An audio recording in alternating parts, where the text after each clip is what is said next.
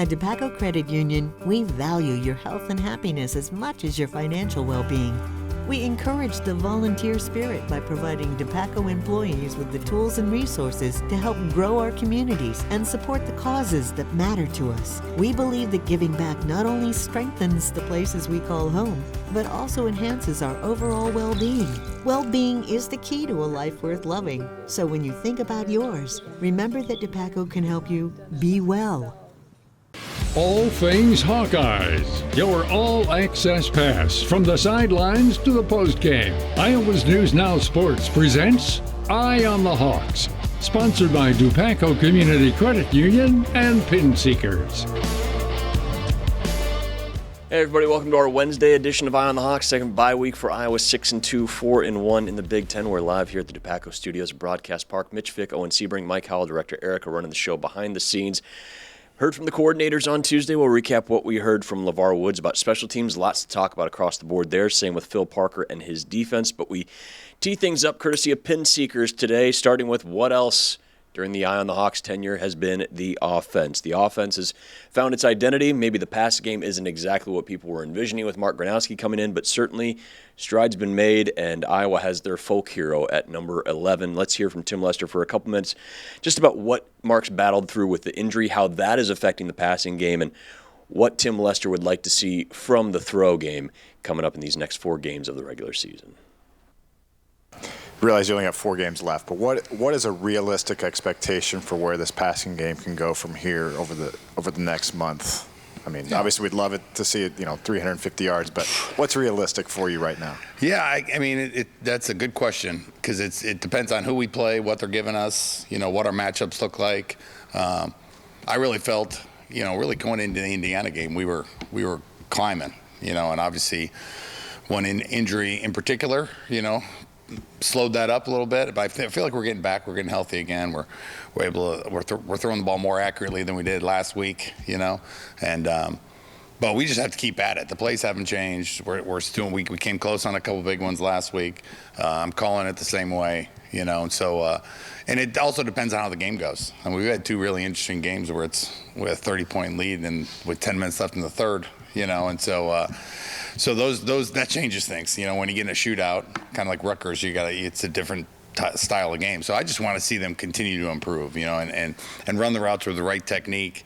Quarterbacks getting through the progressions like they should, getting to their launch points. In some rewatches, it kind of seems like his throws that he misses are overthrows, maybe a little bit late.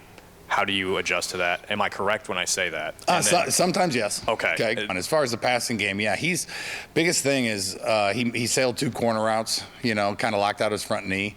He's got it's really just got to balance that front knee out. I mean, he's really loading his back hip really well right now because that's the healthy one. So he's actually playing lower, which I like, He's got a ton of power. We just got to control that front leg. He's getting more and more comfortable with you have to twist, you got to rotate through that thing. And when he gets it locked out, it sails. He's got such a strong arm, it never comes down, it just keeps going. I think one of those corner routes might have landed in the stands. It was like 2 weeks ago, I think. And then when he bends it too much, then he ends up being low. So he's like kind of a low and high thing going on right now, which we can fix. It's just time on task, because these are things that weren't issues pre.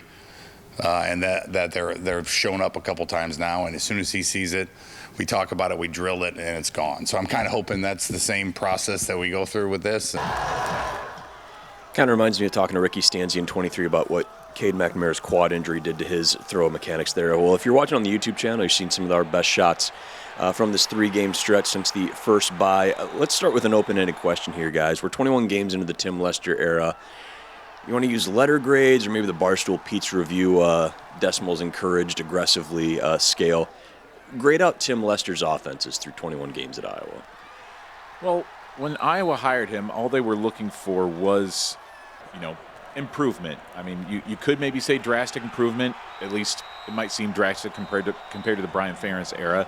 And I would say over a season and a half, it's been maybe drastic is a strong word, but it's been considerable improvement in terms of the national rankings. I think nationally they're around 51st or something like that right now, I think, in scoring offense for the season, yeah.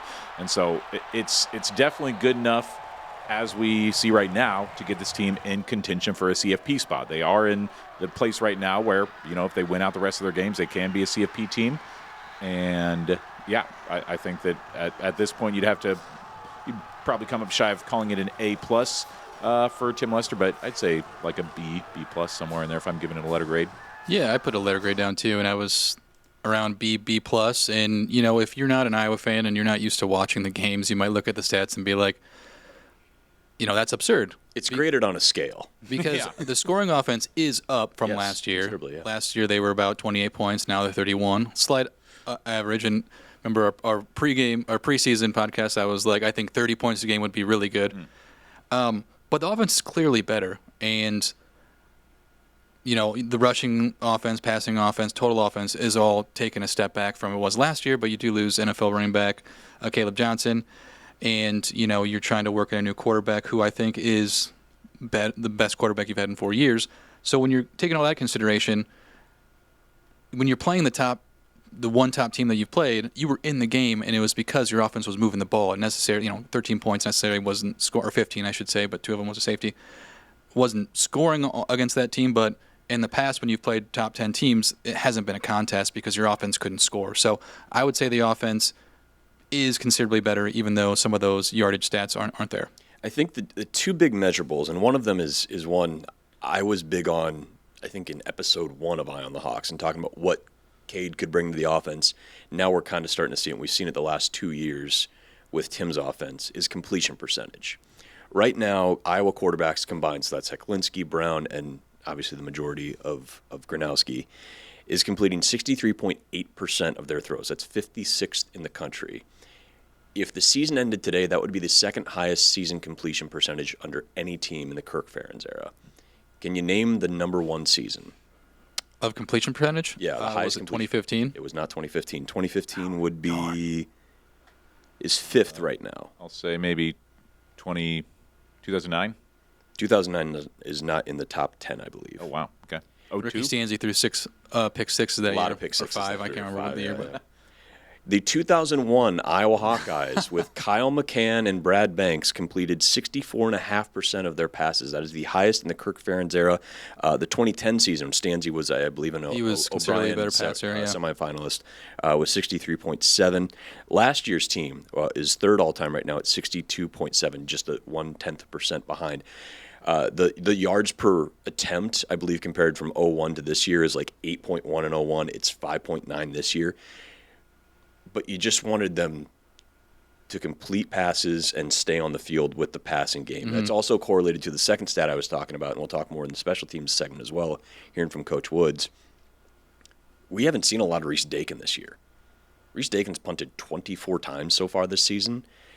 In 2023, I believe the number for Torrey Taylor, who won the Ray Guy and was the MVP of that season, 93 punts, I think it was. I mean, I was just not getting off the field a whole lot on offense. There's not more 3-and-outs. There are sustained drives. They're doing a little more. They're completing some passes. Reese doesn't have to be out there as much. It's the eye test, right? It just looks better. So I'm in the B+ range too, because would you, for just the style points, would you want 250, 300 a game through the air? Yeah, sure, but you're scoring touchdowns. You're averaging 31 plus a game. It looks better. It feels better. It's more consistent. It's keeping special teams from having to be out there as much. It night and day from where it was in 2023, where you're now averaging more than double the points you did there. Passing attack isn't crazy, but it's more efficient, and it feels better. And you've got a guy that you've got faith in for 4 to 5 to maybe 6 more games. I had the stat too. It was for special teams, like in the special teams segment we're going to have, but 4.9 punts per game last season is what Reese averaged, and it's only 3 this year. So that's like 2 more, obviously, or 2 less punts that you do a game. It's, that's huge. Reese Dakin, through his first 21 games, has not equaled Torrey's 2023 season in terms of punts.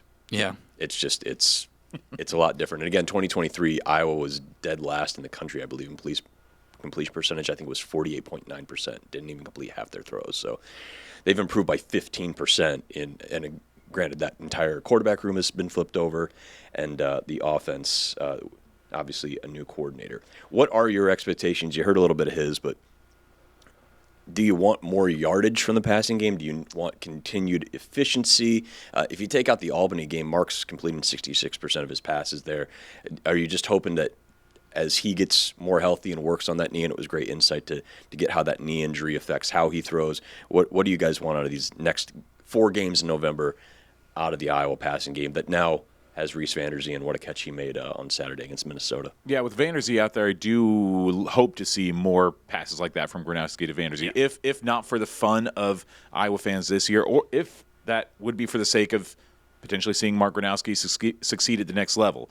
He can't be an NFL quarterback and just be the guy who plows in 1-yard touchdown runs. It's like you do want to see a guy that actually can open it up and let his arm fly sometimes. And so passes like that from him to Vanderzee on Saturday, I'd like to see a little bit more of that, maybe 30, 40, 50-yard touchdown throws, or just throws in general. Obviously, every Hawkeye fan would like to, but even for his sake, that'd be nice to see. Right now, Gronowski ranks 17th in the Big Ten with 118 yards per game. So I don't know what the optimistic side of where we'd like to see that would be, because he is obviously a running quarterback. But I'd certainly enjoy seeing a guy throw for closer to 200 yards over the last 4 regular season games. Yeah, that'd be fun. I just think winning the game with your passing offense, I think you're going to have to if you're going to beat Oregon. They have a really good defense, rush and pass, to be honest. I mean, you might be able to get through the other 3 games with a heavy run game. USC's given a lot of yards last 3 games.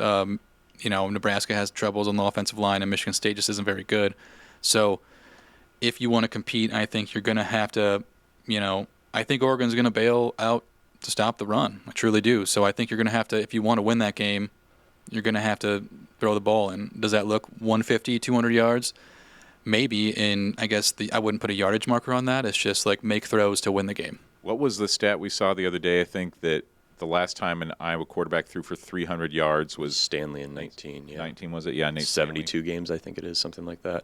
And again, you don't need to throw for 300, but I think Mike's point, just efficiency and make a couple throws. We saw it at Rutgers. I mean, putting that one in the bucket to Dayton. It just when the chips are down, can you make the throw in the pass game that can set you up for a win? Because Oregon's going to do everything they can to stop a now healthy stable of running backs. We haven't even talked about the running backs because the run game is, that's been the straw that stirs the drink. All 6 of those guys, those top 6 backs, if you include Mark as your biggest tailback. If you can just do a little bit more, get back to where you were in Rutgers and even in the Indiana game. I mean, it was moving in the right direction, and 3rd and 5 will be the thing that sticks out for a lot of folks, no matter how this season turns out. But certainly, if I was maybe 9-3 or even 10-2, just what could be there. But we try to flush that and move on. Thank you to Pin Seekers for teeing it up with us to start this segment. We turn now to the defense, which has always been the cornerstone, particularly the last few years of the Hawkeye program. And Phil Parker's done as great a job as any this season with a unit that is right now ranked 2nd in total defense in the country. I think we all agree that Zach Lutmer has been our MVP so far, so we're going to hear from Phil Parker a little bit about Lutmer, what makes him tick, and then the secondary at large, a group that had something to prove in 2025 and has certainly these last couple games really done so. Elliot Clough, Hawkeye Insider. Wanted to ask about Zach Lutmer. I know he was a guy that you mentioned a couple years ago, and now we've just kind of continued to see him ascend and arguably be one of the best defensive backs in the Big Ten. How have you seen him do that, and especially this season? Yeah, it's kind of interesting. He's a very quiet kid. He has great athletic ability, good footwork, and he sees things faster, than a lot of other people. And that becomes from repetition. And when you start going out into the recruiting road, you look for those guys that play multiple sports like he did. Play different positions, quarterbacks, plays basketball, does all those things. And he has the ability to diagnose plays a little bit faster. And he's just been improving. Great kid to work on. Doesn't say very much, but he's been very productive for us. And we've been moving him around to a lot of different positions. I think he can play 5 positions, so very pleased the way he's working. Tyler Tashman with the Des Moines Register. Curious about the secondary with Cohen, Xavier, Zach, TJ, and Deshaun. Why do you feel like they're playing at the level that they've been playing at? I think the preparation, what they've been doing. Obviously, it's over a period of time. When we started in August to now, there's so many different reps. The connection with guys, understanding how to go out and practice and prepare. And you could go out there and try to be perfect, and that's what you try to do in practice so you can have a chance. And then you start seeing things, it's contagious when somebody, keeps on pushing guys. And I think the group of guys that we have, they just keep on pushing themselves, you know what I mean? It's not like, hey, you're in front of me or I'm behind you or anything. It's about the success for the team. And I think that's the way everybody looks at it, and that's the beauty about coaching. When you see that, sometimes it starts running itself. When you go into meetings, they already watched most of the film already, and they know what they did wrong, and they know what they did good, and they know what they have to do to improve it. Well, we just heard a lot on the secondary, and boy, what a season it's been, and certainly on Saturday what it was for Zach Lutmer. We've talked ad nauseum about him. He's our defensive MVP across the board. Who's impressed you most in 2025? Maybe outside of Zach, I think maybe he had some expectations. We saw him flash a little bit. Who has impressed you most in this defensive unit in 2025? Well, for the first few games, it probably would have been Cohen Entringer. He's been a little quiet the last few games. I feel like I haven't heard a whole lot from him. But granted, I wasn't at the Penn State game, so I don't know if he showed up there. But just haven't heard a lot out of Cohen. But if it's not Zach, then the last few games certainly has been Xavier Wampa. He's a guy who we've been kind of waiting to be the star of that defense for the entire 4 years that he's been on campus, and these last few games it seems like he's really started to turn into the player that people expected him to be when he came on campus. Yeah, I went with Xavier Wampa too, but I'll go with Aaron Graves just because that was probably my third one. Just with 2 sacks last week. He had that pick against Wisconsin. He's really been, I think, the standout on the defensive linemen. I think all of them have played pretty solid, at least the starters and even the backups. But Graves just being a Webster County boy too, I like that. He's just been outstanding, I thought, and been making plays down the stretch. And we've talked about TJ Hall and his pass breakups. I mean, he can't go overlooked as well. He's really been outstanding, really played himself into a position to be an NFL draft pick in a few months. Like, he was not maybe the guy that we were talking about ahead of the season, but TJ Hall's really developed into one of the best players in that secondary. Yeah, and it's fun when you hear about the guys in the spring that are really starting to show, and he was one of those guys they were talking about a lot. And he's been everything and more, solidifying himself as CB1 for Iowa. Props to Deshaun Lee, too, a guy who, again, has heard a lot of outside noise about him, and these last couple games, too, has really, really stepped up, got that incredible interception against Penn State, and has really shored up the other side of the field. Yeah, the last highlight you saw, if you're watching on YouTube, Jaden Montgomery, man, I mean, has stepped in, a guy who's waited his time, a legacy, all the storylines. Phil was asked yesterday when Jaden Harrell's ready to go, does he get his spot back? And mentioned that, you never want to see a guy lose his job to injury, but didn't really give the most definitive answer of more like, hey, we'll see when he's ready to go. But boy, Jaden Montgomery has sounded to me like no. It sounded a little like that of just, hey, Jaden's been busting his tail, and he's been fantastic these last 3 games stepping in for Jaden Harrell. It's just been really, really impressive, shoring up a spot that you know about the legacy of the Mike for Iowa's defense as well. He's been really, really impressive. And then, we didn't even, I guess you talked about Graves, but boy, that whole front four has just been outstanding. That was the kind of set it and forget it group on the defense, and what Kelvin and Coach Neiman have been able to do with those guys. So much experience, so much production. Max Llewellyn has risen so much. Ethan Herkett, a captain. That's just been a super fun group to see. If there's anybody outside of Lutmer that's maybe been the consistent driving force on that defense all season, I feel like it might be Max Llewellyn. He's just been every game. He's not making tons of plays every game, but he makes a couple, and his presence is always there. If he's not getting a sack, he's close to it. He's always a guy that seems to be in on a play. Another guy who, boy, is he playing himself onto an NFL roster next year? Yeah, and then I remember after the first 2 games, we're talking sacks and interceptions and turnovers, and a little slow start, but 17 sacks right now with 4 games left. I usually like to think for the season, a good amount of sacks is around 30, 35. So they're on that pace, right? So they've really since the last bye week, really haven't stepped up their game. And they've been hurrying the quarterback, and you love seeing the number of sacks rise, but of course there's a lot of other metrics there, and they're certainly doing their job. And boy, even we didn't even mention Carson Shire, who stepped in, such a special teams ace, and he's leading the team in tackles. So a lot of guys to really like. I do not maybe necessarily believe the premise of this next question, but I put it out there because if you want to be a naysayer of the Iowa defense, and people on the outside certainly might want to poke holes, well, they look at whether or not the defense is legitimate as the number 2 total defense in the country, because they have played an Albany team that has 1 win, an FCS team that's only won 1 game. You've played UMass, who is dead last in total offense in the FBS. You've played Wisconsin, who is second to dead last.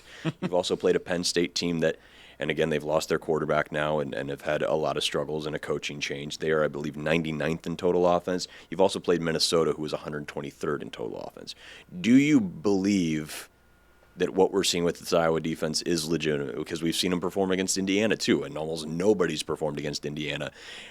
Do you buy in fully that this is a defense that is up to the task no matter what, or do you still need to see another big test and watch them pass it against Oregon to truly buy in 2025? I mean, probably got to see more of it out of that Oregon game is going to be the one to dictate what the defense and what the team overall is made of. But you do have to consider Fernando Mendoza, I think right now is number 2 odds-on favorite to win the Heisman over just behind the Texas A&M quarterback. Marcel Reed? Marcel Reed, yes. Was Marcel Reed number 1 now? I haven't looked at the Heisman I thought odds, Fernando still was. I know Reed's jumped up yeah, considerably. he had a good game last week. It's like a week-by-week thing, and blowing out LSU on the road is a Heisman moment, I guess. Yeah, but they were just talking about it at McAfee before I came into the show today. Sure. But yeah, Reed was first and Mendoza was second. But you got to look at what they did against this guy who's second in the Heisman race right now. 233 yards, 2 touchdowns, 1 interception. I mean, granted, if you're an Iowa quarterback, that's great. That's a fantastic performance. But for a guy who's Heisman front runner, a bit of a pedestrian game for him, and against one of the best offenses of the country. Like, you've shown what you can do against an Indiana and a Minnesota, who's got a pretty solid offense as well. But yeah, Oregon's going to be the true test. Do I think defense is legit? I lean yes, but I think the numbers are inflated just because, I mean, even after what you just said about all the offense you played, they've only played one team other than Indiana inside the top 40 in offense, and that was Rutgers, who is 40th. And that was, giving up 21 points in the first quarter and then shoring up. That Yeah. might be their most impressive performance just because of how they shored up at the end. You don't usually say when you give up 28 points, heck of a job defense, but I mean, they did because those last 3 quarters figured things out. You could make that argument. I'd still go with the initial point with Indiana was very impressive. Sure. But do I think they're the second best team in defense in the country? I just don't. I think there's teams that have a lot more that 5-star talent that come December that will probably be in it. But I still think they're legit. And I guess where is the cutoff? Is it top 10, top 15?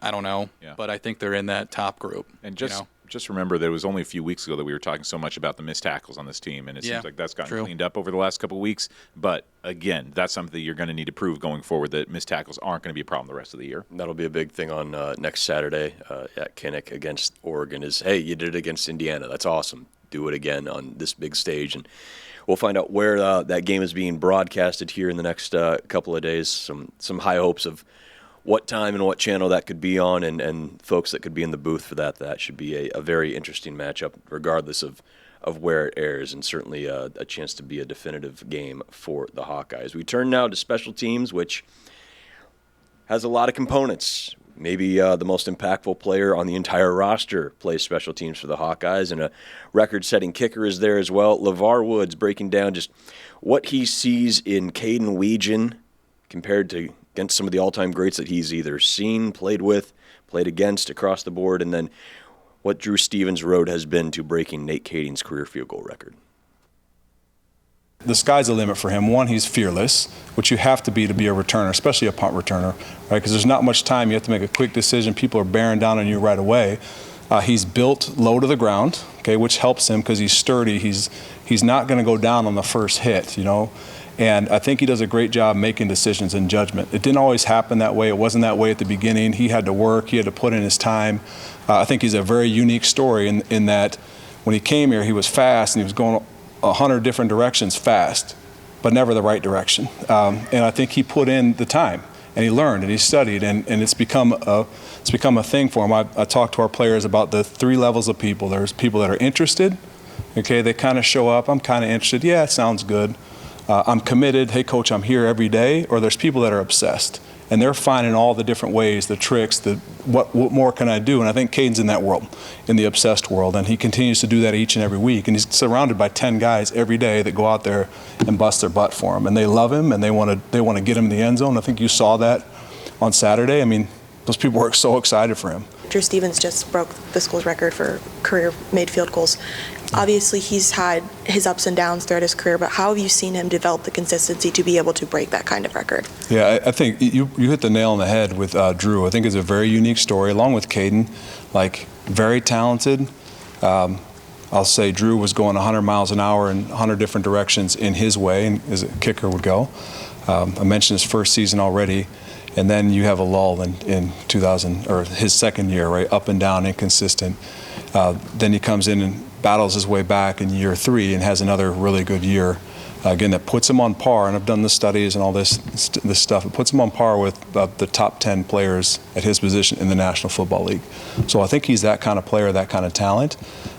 You guys can look all this up, because I'm sure you will at some point. But my point is, I think that's the mark of the person, who he is. He's a competitor, right? He's when he first came here as a freshman, he was 165 pounds. He'd go out there, and we'd all look at him like, oh my God, this guy, like, wait for him to kick this, and boom, the ball would jump off his foot. And so you can tell that there's a competitor, there's a tiger in there somewhere just waiting to get turned loose. And I think for him, it's been every single day trying to be consistent, trying to get better, try to improve at what he does. He does it very quietly, doesn't say much, at least around me he doesn't. I'm sure he's different personality away from me.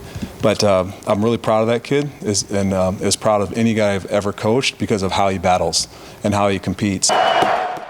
We'll talk a little bit more about Drew in a bit. We discussed on Sunday whether or not Caden is the greatest returner in Hawkeye history. Again, stacking him up with Tim Dwight and Amir and Charlie Jones and Khalil Hill and C.J. Jones, and the list goes on and on. What more do you think Caden can do to solidify himself as maybe not necessarily the greatest of all time, but building on the legacy that he has, I suppose, because he's tied Dwight in return touchdowns with 5.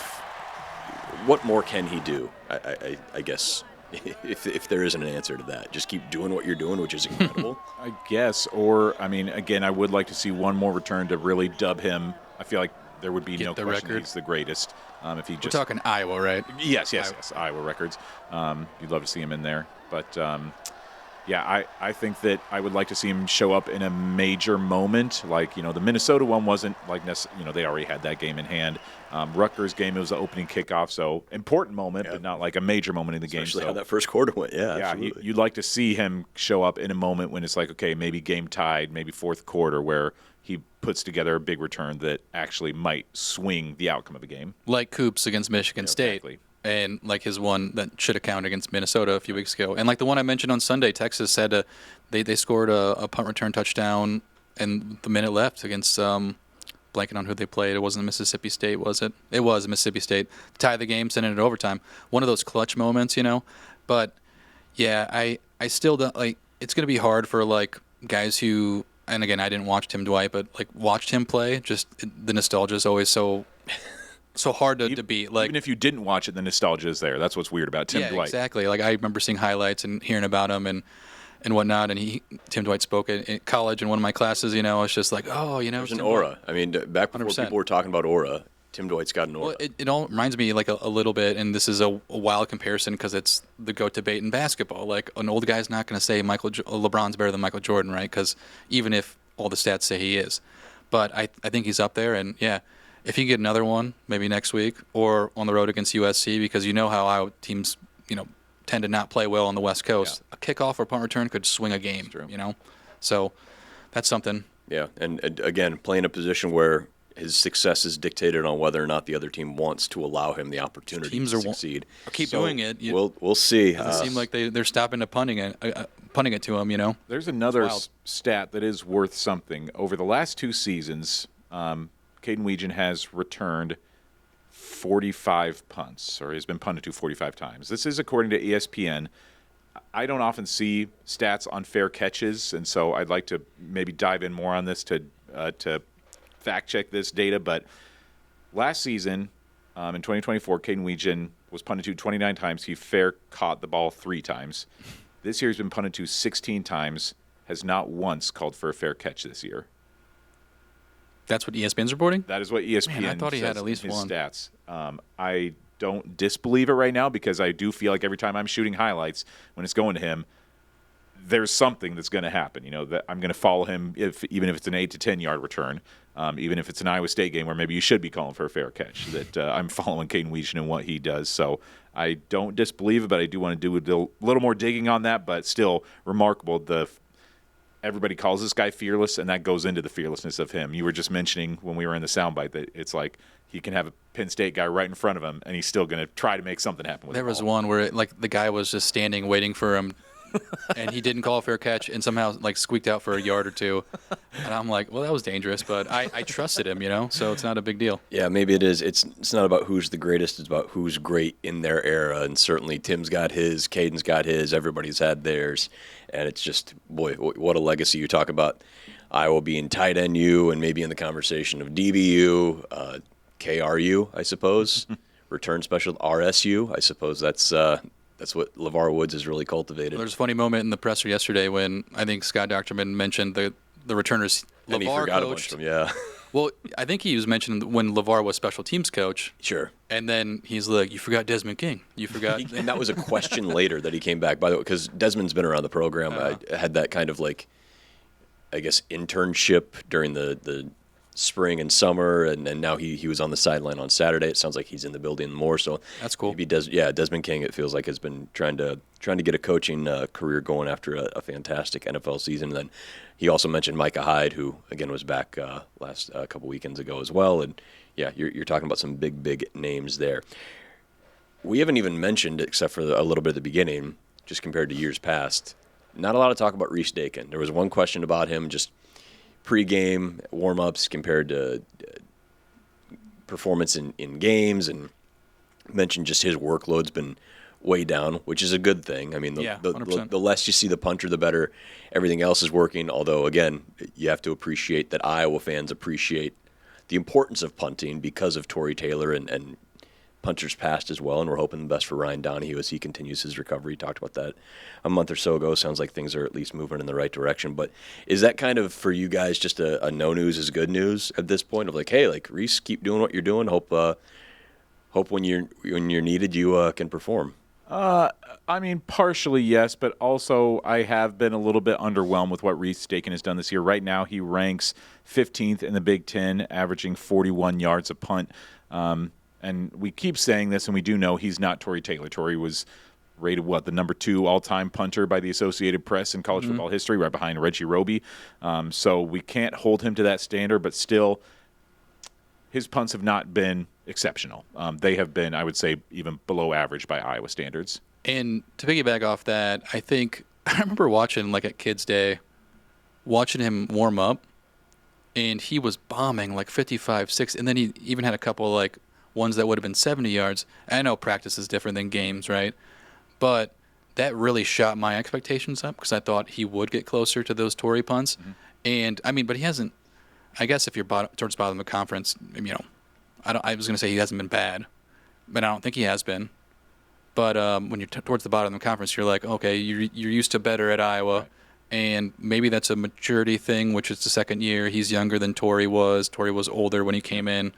Maybe he will turn around. You still got 2 years. Yeah. So that's something to watch for next year. And just haven't seen the coffin corner kicks, the punts down inside the 5. There have been some here and there, but just when Tory was here, it was like they were happening twice a game. The workload obviously was much larger for him too, but just have not seen those nearly as much. There was a chance for one on Saturday, I think, where Iowa had a guy in the right position. I don't know if the ball kind of bounced off at a weird angle, but they had a guy in position. That bounced weird. Yeah, so the chances seem to be there, but just have not seen that happening. You had him at 41 yards a punt?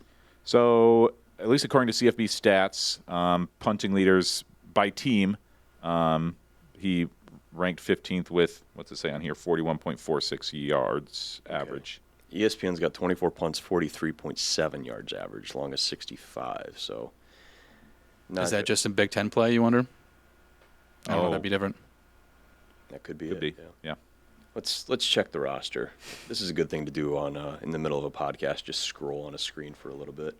But yeah, I mean, I'll take no news as good news. The fact that Iowa was so reliant on punting as a weapon to win for the longest time, I don't have an issue with him maybe working through stuff and figuring things out. That was something Iowa's got him at 24 for 43.7 this year, which I don't know where that ranks, but it's a little down yardage-wise average from last year. But again, you're averaging 3 punts a game compared to 10 to win the Wisconsin game 2 years ago. I'll take him having to work through stuff as Iowa is finding success in other avenues. I was just going to say it's a good year to take a step back. Yeah, there you go. If it would maybe last year or the year before, or even, God forbid 22, like the punting that could result into a few more losses. But the offense is moving the ball, and you haven't needed it.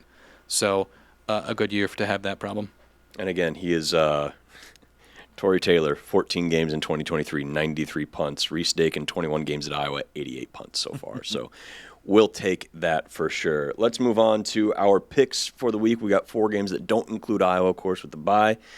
There's some interesting spreads here and some interesting matchups as we get into the 1st of November on Saturday. We're going to start with the big noon game that's on Fox 28, Penn State at Ohio State. Boy, you were talking about this game on August 29th instead of October 29th. There was a lot of eyes on this instead. Penn State goes to Columbus as a 20.5-point underdog to the number 1 team in the nation. Mike, start us off here.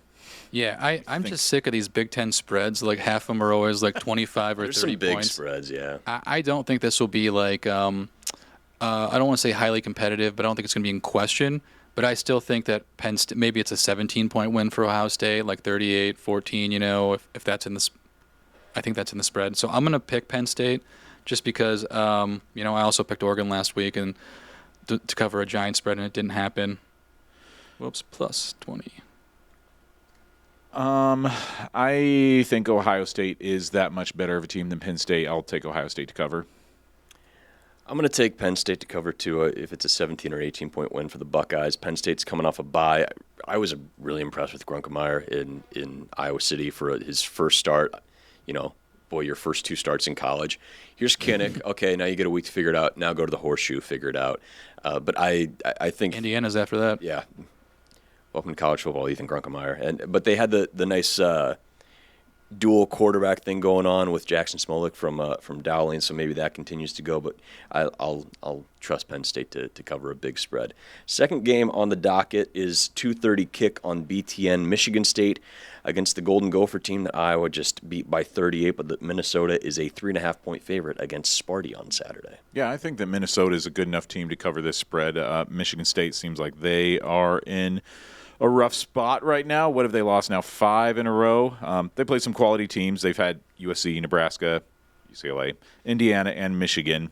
So it's been a tough schedule for them so far. So maybe don't quite know if they are possibly an average team in the Big Ten, but I think the Minnesota is good enough to beat them. That's a good point that some of the, maybe the top half of the Big Ten is on their schedule. I would like in Big Ten play, they're not only 0-5, but they haven't been within 2 double-digit points of their opponents. So even their non-con wins are not terribly impressive. Beat Boston College 42-40. Like Boston College hasn't won an ACC game. Youngstown I was State just by like, 17. why is this game minus 3.5? Yeah, I think it should be a higher spread for Minnesota. Yeah, I'll take Minnesota as well. Michigan State was one of the teams I was like, man, be real careful about them this year. I know. Now there's talk of, does Jonathan Smith make it through the season? And, yeah, it's a far cry from maybe the momentum they were building in the offseason. I hate to do this, but when I'm looking at that, I'm like, ooh, who would be good in black and gold? Nick Marsh. Just looking at players who you're looking like if they hit the transfer portal, dang. He's been a fun one for sure. Also kicking at 2:30. You can watch it on CBS 2, the number 2 team in the country. We've talked about quite a bit. Indiana, this spread has actually moved from 21.5 to 22.5 now. They are in College Park against a Maryland team that has lost 3 straight in the Big Ten, but it's been by 4 points, 3 points, and 3 points. Can Maryland cover a 22.5-point spread at home against the Hoosiers? Is this the last team that Wisconsin – that was at the start of Wisconsin's losing streak when they lost to this Maryland team. So they beat Wisconsin 27-10 and have lost 3 straight since then. They too pretty underwhelming non-conference wins. I think Indiana just seems like every week that we might doubt them, they just come out and blow the doors off of everybody. Why not say there's going to happen in Maryland again? Yeah, I'm just doing this by memory, but I think they've only not covered in 2 games, and it was the first game of the season against Old Dominion and against Iowa. I think Indiana's just a wagon, so I'm taking them. But what a crappy slate CBS keeps putting, because I think it's going to be a blowout, and I feel like they've had blowouts every week. I think maybe there's a backdoor cover here where Maryland keeps it within 3 scores, whether it's like 49-28 or something like that, or maybe a little lower than that. That's why you maybe change the something spread, like huh? maybe like 25 or 35-14 something. Point. Malik Washington's so good, and that offense can put things. They had Washington put away, and Washington comes back like crazy, and that Maryland team is better than their record, and they just haven't been able to shut the door. I don't think they can shut the door in this one. I think they can keep it within reason there, though. Our final game on the docket is the 6:30 kick on NBC. USC, who's the team that Iowa plays after Oregon, a 6.5-point favorite on the road in Lincoln against Nebraska. What do we expect to happen there at Memorial Stadium? This might be my trickiest game to call the week. USC is still a little bit of a mystery. Some of the games they've won or lost have been question marks. Nebraska seems like they've been good, but they got housed by Minnesota, who we just saw what they're made of. So what is it? USC's a 6.5-point favorite? Yeah. I'm going to take Nebraska. This Good is chance to win outright, even I'd say. Yeah, this is an interesting game from an Iowa fan's perspective too, because I think you want to root for USC to win, because then it sets up you play them in 2 weeks at 7-2, and then if Nebraska wins the rest of those other games, they're 7-3 or 8-3. I can't remember which one, but you just can stack some quality wins if that's the case. If you really want to make a playoff push, I do think USC still struggles when it goes over the Rockies in the Big Ten. They're like 1-4 since they joined last year, so I think USC wins, but I think Nebraska covers. I'm going to take USC to win outright. I think they are. That's a tough team. There's that 4-1 kind of group with Iowa and Michigan and USC, and USC beat Michigan. That was maybe one of their most impressive wins so far. Playing a physical game like that, I've got faith that this USC offense can go into Lincoln and get the job done. Threw in a bonus question here. So we don't have a Sunday recap episode because there's nothing to recap on a bye week, but we will get, before our Wednesday preview of Oregon, the first college football playoff rankings. Do you guys think Iowa will be ranked Tuesday in the CFP poll, and where do you think they will be if you believe that? I think that might even depend on the USC-Nebraska game. Like if Nebraska wins that, USC might drop out, and then that clears a space for Iowa to come in there. I'm gonna say no, but it could be contingent on if a few of the teams ranked 20 to 25 lose, then I could see Iowa jumping in there at 24. So I do think there's a lot, like a push, a small push online and through college football universe that is pointing out Washington and Iowa should be ranked. I just think, and it's hard to tell because each committee is different on what they prioritize, but I do know since last year they're prioritizing strength of schedule, and even though Iowa doesn't rank too low in that, you look at their wins, and Minnesota's their best win, and they just got obviously embarrassed by Iowa. I think some of the committee members might, not think that's a great resume, and unless they go and beat Oregon and USC. Yeah. So I will bet that they're just outside looking in. I'm going to say they are in. I think, kind of antithesis to that, I think the AP poll in particular is just all over the place. Talked about Washington. They were getting ready to host Ohio State and didn't have a single vote in the poll, and they were 4-0 or 5-0. They have 4-0, I think, and has gone 3-2 since, and now they have, I think, close to 4 dozen votes. But they've lost 2 games and have lost definitively to Ohio State since then. So it just kind of feels like they're moving pieces around. I think Iowa could be ranked as high as, let's put them between 19 and 23.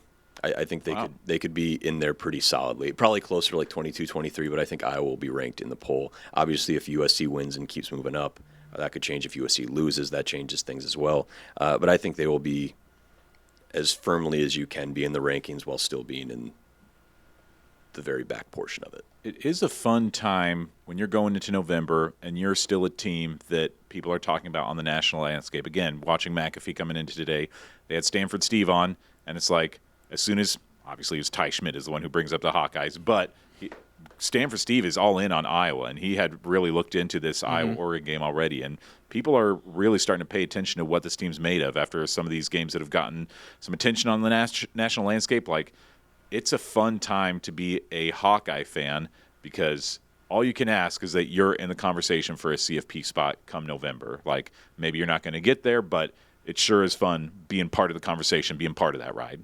Yeah, 100%. That's what you want, and that is the benefit of having this playoff is, go back 5 years, what's Iowa's like best case scenario? You could go undefeated and make the Big Ten title game if other teams lose. Yeah, you need a lot of help. Yeah, maybe a New Year's 6 at 10-2, but even then, if the right teams don't lose, you're looking at a Citrus Bowl, which isn't bad. Yeah, but it's just like you can dream for a playoff. And like I personally, at this point, still think Oregon will win next week. I just think they're so good. Yeah. But I don't think Iowa doesn't have a shot. They have a shot. So like very different thinking than maybe the last bye week, especially. If the bounces go Iowa's way, they'll be in it, and if they win that game, there'll be some serious talk. Yeah, you do think about how do you talk about Iowa if they beat Indiana, again a one-score game. Mm-hmm. If the team we're seeing right now was the one that went to Ames, and that comes down to a field goal, and it's just those, as they'll tell you every year, 5 or 6 plays change everything. If those plays swing another way, and you've still got mostly this same Iowa team, but they're 8-0 instead of 6-2, and how they're talked about and how they're looked at. And you could still, if you went out, and I think if Michigan upsets Ohio State and Iowa wins out, I think they're Indy bound, aren't they? Say that again? If Iowa were to win out and Michigan were to beat Ohio State. Yes, I think they would. I think I saw a tweet that said that would be the scenario. Why would they have the tiebreaker over Ohio State? I don't know exactly. I just remember seeing like a simulator. But you'd be third. You'd be at least guaranteed a playoff spot. Yeah. Indiana would be 1, and then it breaks down to like some weird tiebreaker. Okay. But would you? Okay, I just thought of this. Would you trade the Indiana win if it gives you the Penn State loss? Because then you have a win over. You're asking what's more valuable, the win over the number. They wouldn't be the number 2 team. So flip those results. Right. Yeah. Would you take that and a loss to a Penn State team? Yeah, like you don't come back and win. Because then you'd have a top 10 win. Because I think Indiana would still be in the top 10. Keep what you have. I think they're. Again, there's no good loss, but I think it still looks. What would be more beneficial, or do a great win or a bad loss? Right. Yeah, that's a good question. Yeah, I think. I mean, I love good wins over bad losses, but I wouldn't want to lose to. It would feel so disappointing to be a fan and lose to that game. Yeah, especially since there's so many people involved in making things with the CFP committee. It's like they can actually look and see like, oh, lost to Indiana. Then you have tiebreaker over a team competing. Right. Yeah. But then if you beat Indiana, but they're like, oh, but they lost to Penn State. Like it almost does feel like a close loss to Indiana is more valuable at this point. That's fair. Jeffrey the Greek put out a great question the other day. It was more for fans, not like resume. It was, would you take 9-3 right now and say, hey, you're going to go 3-1 in November and you're going to finish 9-3, or would you take 9-3 with a guaranteed win at Nebraska, or would you roll the dice and try for 10-2? Would you take just the guarantee? Roll the dice. Okay, I think that's how he worded it. Jeffrey, I'm Or sorry. is it basically like what's behind door number 2? Like, obviously, you could lose all 4 games, but I'm saying, I think in this era, I'm probably butchering the question. 10-2 in a playoff shot, obviously 10 times better than 9-3. Yeah.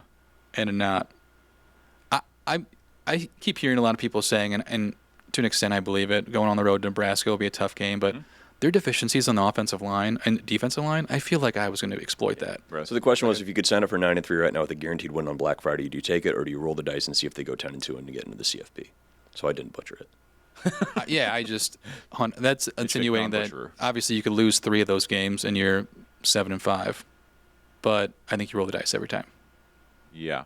Because this is brought to you by Fan Tax by Mike Howell. You don't brag about a 9-3 season. You just are content with it. Don't brag about 9-3. What's a 9-3 season do you? Like, again, you're going to get into a decent, solid bowl game at 9-3. Or like West, or even if you go 1-3 instead, it's like you're still going to get into a okay bowl game with 7 wins. So it's like, yeah, you've got to roll that dice. Don't get me wrong, 9-3 is a really good season. Yeah, but you brag about 10 anytime you've got a chance to finish with 10 wins, and it would be the 4th time in 6 full seasons that Iowa's been able to do it in 19, 21, 23. And if you could do it again, that's just darn impressive. And when you're COVID season 6-2. You're doing something right. All right, thank you for joining us here on this Wednesday edition of Eye on the Hawks. Again, we're back on Wednesday again, looking ahead to as big of a game as there will be at Kinnick this year against the Ducks. Thanks for watching on the Iowa News Now YouTube channel. Of course, we are also available wherever you do your podcast listening. Just search Eye on the Hawks. See you Wednesday. From Erica and Mike and Owen, I'm Mitch. Take care. See you next time on Eye on the Hawks. At DePaco Credit Union, we value your health and happiness as much as your financial well-being. We encourage the volunteer spirit by providing DePaco employees with the tools and resources to help grow our communities and support the causes that matter to us. We believe that giving back not only strengthens the places we call home, but also enhances our overall well-being. Well-being is the key to a life worth loving. So when you think about yours, remember that DePaco can help you be well.